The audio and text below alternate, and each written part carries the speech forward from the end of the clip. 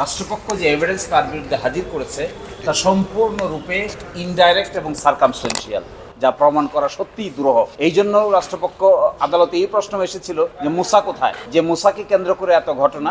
মুসাকে কিন্তু রাষ্ট্রপক্ষ এখন পর্যন্ত জীবিত না মৃত তার কোনো তথ্য দিতে পারেনি। এই জন্যই তাছাড়া আরেকটি ঘটনা বিবেচনা নিয়েছেন, যেদিন ঘটনা ঘটে সেই দিন বাবুল আক্তার কিন্তু ঢাকায় পুলিশ হেডকোয়ার্টারে ছিলেন। পুলিশ হেডকোয়ার্টার থেকে তাকে র্যাবের হেলিকপ্টার করে চট্টগ্রামে নিয়ে যাওয়া হয়েছিল। তাহলে তার স্ত্রীকে হত্যার সরাসরি কোনো অভিযোগ রাষ্ট্রপক্ষও দিতে পারছে না, যা বলছেন তা অনেক ইনডাইরেক্ট অভিযোগ। এই জন্য তাছাড়া তার কোনো স্বীকারোক্তিমূলক জবানবন্দিও নাই। এই সকল বিবেচনায় 3 বছর 7 মাস কাস্টডি বিবেচনায় আজকে অন্তর্বর্তীকালীন জামিন দেওয়া হয়েছে। এই ঘটনাটি আসলে ট্রায়ালের বিষয়, কিন্তু যতটুকু সাক্ষ্য প্রমাণ আদালতে হাজির হয়েছে তাতে আমরা দেখেছি ডিফেন্স পক্ষ থেকে যারা করা হয়েছে যে মনোজ কুমারের সঙ্গে তার দীর্ঘদিনের একটি প্রফেশনাল লগার হেড বলে, মানে প্রফেশনাল রেশারেশি ছিল, যা চট্টগ্রামে একটি অস্ত্র চালানকে কেন্দ্র করে তৈরি হয়েছিল। তিনি বলতে চাচ্ছেন আসামির ভাষ্য মতে এটি হলো মনোজ কুমারের সঙ্গে তার ব্যক্তিগত সম্পর্ক খারাপ হওয়ার একমাত্র উপাখ্যান। এই জন্যই দুটো মামলা হয়েছে। যখন বাবুল আক্তার জেলে ছিলেন, জেলে থাকা অবস্থায়ও কিন্তু মামলার আসামি হয়েছেন। যে মামলা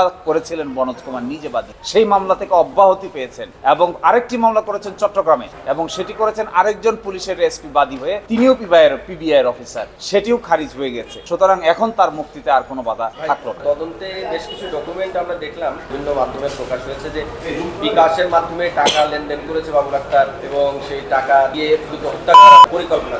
এটা আসলে কতটুকু?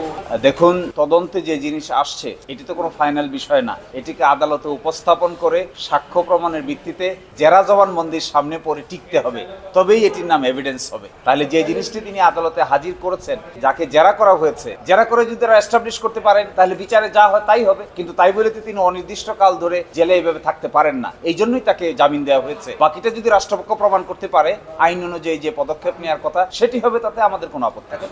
তাকে কিন্তু চাকরিচ্যুত করা হয়েছে, এটি আরেকটি ইন্টারেস্টিং ইভেন্ট। তাকে জোর করে চাকরিচ্যুত করা হয়েছে। এই মর্মে তিনি অ্যাডমিনিস্ট্রেটিভ ট্রাইব্যুনালে একটি মামলা করেছিলেন, ওই মামলাটি চলমান আছে। আমরা মনে করি ওই মামলাটিতে যদি তিনি বিজয়ী হন তাহলে তিনি চাকরিতে ফিরতে পারবেন। ওই মামলায় বিজয়ী না হওয়া পর্যন্ত জামিন পেলেও তিনি তার অরিজিনাল চাকরিতে ফিরতে পারছেন না। ওনাকে বরখাস্ত যেভাবে করেছে, এই করাটা এখন যদি এখানে তিনি খালাস পান, আর বরখাস্ত যে করা হয়েছে যে কারণে তার আর কোনো কার্যকারণ থাকবে না, সেই ক্ষেত্রে উনি চাকরিতে ফিরতে আর কোনো বাধা থাকার কথা নয়। তবে সেটি মামলার রায়ের পর। মোট কয়টা মামলা হয়েছিল? 4টা।